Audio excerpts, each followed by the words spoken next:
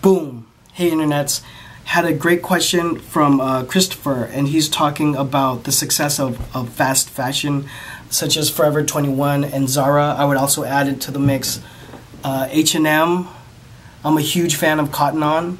I rock a ton of Cotton On, and so so just want to give my thoughts on fast fashion. A lot of people dog fast fashion. A lot of people will say, oh, this is a cheap garment from Forever 21. Now, when they say that it's cheap, they might mean it literally because their price points are unbeatable. It's very hard. I mean, you'll see garments that I've seen in the past, garments that are very close to trend and look really close to something that I've designed, like in a past, like in a competing season, which is good. That means their designers there are looking at the same trends that we're looking at. So I mean, it's in one way, it's like, okay, wow, if even kind of a big box retailer is putting out some similar styles, or if they're putting out the same styles maybe a season behind, then that means you guys are looking at the correct trends together, so to speak. But when people say, oh, it's a cheap item from there, a lot of times the production is really good. They're just able to do a lot of units. And I think people disvalue it also because it's not in a Barney store, or it's not, it doesn't have, it's not like a $200 garment, whatever that is, jacket, from a jacket to a dress to whatever it is in fashion, not only in men's, but obviously also in women's. But it makes me laugh because some of the factories that they're getting stuff made at is the same stuff where very high-end brands, very luxury brands could get their stuff made at, but the truth is probably they'd get beaten out by a Forever 21 order because they have massive units behind it. So that's always going to speak, from the perspective of a person who's owned production before. Those big numbers are always going to speak and have something in a conversation. Now, for value, for the average person who's on my channel who wants this, maybe they would love to have a brand empire like that. I don't speak about this a lot. I just want to say that's a tough route. It has its own challenges, but it definitely has its very specific advantages.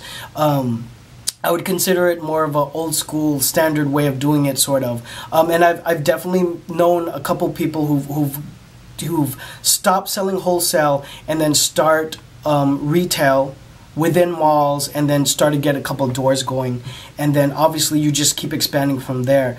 Zara specifically has a very interesting story where it started from a small knit kind of operation. So you go Google that and check out the Zara story, which is very interesting.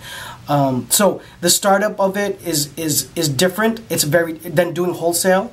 It's very difficult, but if you can persevere and find a niche and able to grow that kind of company, I mean, obviously there's so many big issues that I don't even want to get into in a 5-minute YouTube. Knowing it from a leadership standpoint, from a logistical standpoint, but design-wise, you can go straight to market and introduce styles. If they don't hit, you can clear them out. Obviously, if any of you guys have worked retail or know anyone that has, the whole basis of it is sales and sales quotas, and so that's a big part of the game. Is you got to be hot on your numbers. But I mean, yeah. I mean, I think it's awesome business. I'd love to work with a big retail chain at some point. I don't know if I would partner into one. It's a huge commitment, versus, and other interesting projects that might come across my table personally. But yeah, I mean, it's always going to exist. So one of you guys on my channel, I'd love if you guys are one of the next big Zara, big Forever 21, or H&M. It can happen, and if you do, I'd love the fact that you're watching my YouTube channel at all. But it's a great business model. It's tough. You got to be really dedicated to that. But it's a whole nother route, and I think I'll do a couple other videos kind of touching on my ideas and points of how to maybe approach growing that, or bring someone in who could speak more so about it. But yeah, it's a great business model to have that kind of leverage and power and say so actually in fashion in general, because you're definitely moving the needle if you own like hundreds and hundreds of doors of your own retail. It's a great business model. Hope that helps. Anything else you guys want to talk about, please drop it down below. Follow me on Instagram and other social media when you get a chance. I'll see you guys on the next video. Bye.